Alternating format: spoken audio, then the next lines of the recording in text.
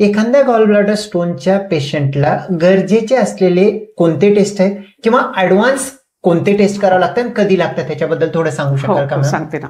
मी म्हटलं तसं सोनोग्राफी ही याच्यात कुठलंही इजा केली जात नाही, इंजेक्शन दिलं जात नाही आणि सगळीकडे अवेलेबल आहे आणि लकीली ती 95% वेळाला आपल्याला करेक्ट उत्तर देऊ शकते. आता जर छोटे छोटे स्टोन्स असतील तर त्याच्या वेळेला मी एक काळजी त्यांना अशी घ्यायला सांगते की शक्यतो गॉल ब्लॅडर डायग्नोज करण्यासाठी जर आपण स्पेसिफिक जेव्हा सोनोग्राफी करतो तेव्हा तुम्ही पोट रिकाम असताना जा. कारण पोट रिकाम असताना गॉल ब्लॅडरमध्ये जे काय 50 cc ते साठवतं ते बाईल असतं आणि सोनोग्राफीत कुठलंही लिक्विड काळं दिसतं आणि त्याच्या बॅकग्राऊंडवर हे पांढरे खडे आपल्याला दिसू शकतात. सो डायग्नोसिस म्हणजे जास्ती चांगल्या प्रकारे व्हायची किंवा स्टमक गेलं रात्रभर न खाता एम्प्टी स्टमक गेलं तर तुमचे एम्प्टी स्टमकवर तर तिथे काही दिसलं नाही की गॉलब्लॅडरमध्ये बाईल आहे पण काही दिसत नाही ह्याचा अर्थ मग तुम्हाला नक्की नाही. So sonography is the first choice. त्याच्यानंतर मी म्हटलं तसं की त्यांना खूप दुखलं असेल किंवा त्यांच्या आपण काही डोळे पिवळे झालेत म्हणतात, लघवी युरिन येलो होते, याचा अर्थ जॉन्डिसची कुठेतरी शंका आहे. किंवा पॅनक्रियाटाइटिस ज्या वस्तू त्या खूप सेंट्रल सिव्हिअर ॲब्डॉमिनल पेन होतं, बॅकएक होतो. तर असं झाल्यानंतर मग आपल्याला इतर तपासण्या कराव्या लागू शकतात. ब्लड टेस्टमध्ये आपण लिव्हर फंक्शन टेस्ट करतो की ज्याच्यात बिलिरुबिनची नॉर्मल जी लेव्हल आहे त्याच्यापेक्षा ते वाढलंय का बघू शकतो. SGPT, SGOT म्हणून ज्या लिव्हरच्या एन्झाईम्स आहेत ते पण वाढू शकतात. अल्कलाईन फॉस्फेटेज म्हणून एक परत त्याचा एन्झाईम आहे, ब्लड टेस्ट आहे ती.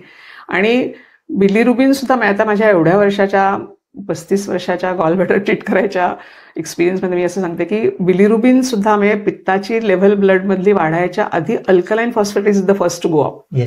त्यामुळे ते जर वर केलेलं असेल ह्याचा तुम्ही you have caught it early आणि अजून थांबलात तर मग बिलिरुबिनही वर जाईल. सो ह्या ब्लड टेस्ट असतात लिव्हरबद्दलच्या. पॅनक्रियाजमध्ये जर आपल्याला शंका आली की पॅनक्रियाटायटिस असू शकतं तर त्याचं अमायलेज आणि लायपेज नावाचे एन्झाईम्स आपण करतो आणि ते जर नॉर्मल आले याचा अर्थ पॅनक्रियाजला काही इजा नाहीये, पण ते थाउजंड्समध्ये येऊ शकतात.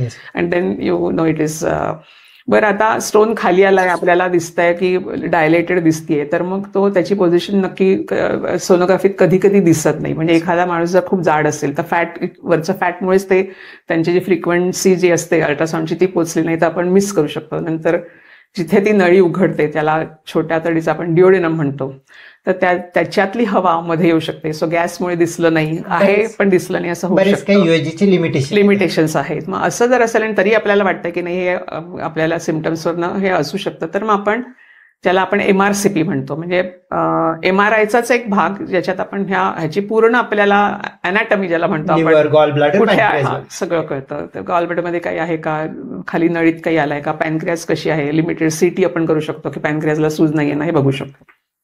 आणि त्याच्यातला जर स्टोन आलाय असं वाटलं आणि तो बिलिरुबिन वाढलेला आहे तर आपण एक ERCP किंवा एंडोसोनो नावाची एक तपासणी आहे. म्हणजे कधी कधी ह्याच्यातही तुम्हाला कळलं नाही तर त्यावेळेला आपण स्टोन आहे असं वाटतंय पण if you are not sure, gastroscopy जसं करतो तसं गॅस्ट्रोस्कोपीच्या टोकाला सोनोग्राफीचा तो प्रोब असतो आणि ते आपल्याला सोनोग्राफीत अजून, कारण आपण अजून जवळ जातो त्या नळीच्या, त्यामुळे गॅस आणि ह्याच्यामुळे जे काही लिमिटेशन्स आहेत ती आपण दूर करतो. आणि त्याच वेळेला जर स्टोन जर दिसला तर ते आपण आतल्यातूनच एक ERCP ज्याला म्हणतो की आपण एक बंद छत्रीसारखं वरती घालतो, छत्रीवरती उघडतो आणि ती हळू केली की ते आपण फावड्याने ओढल्यासारखा तो स्टोन आपण क्लिअर करू शकतो.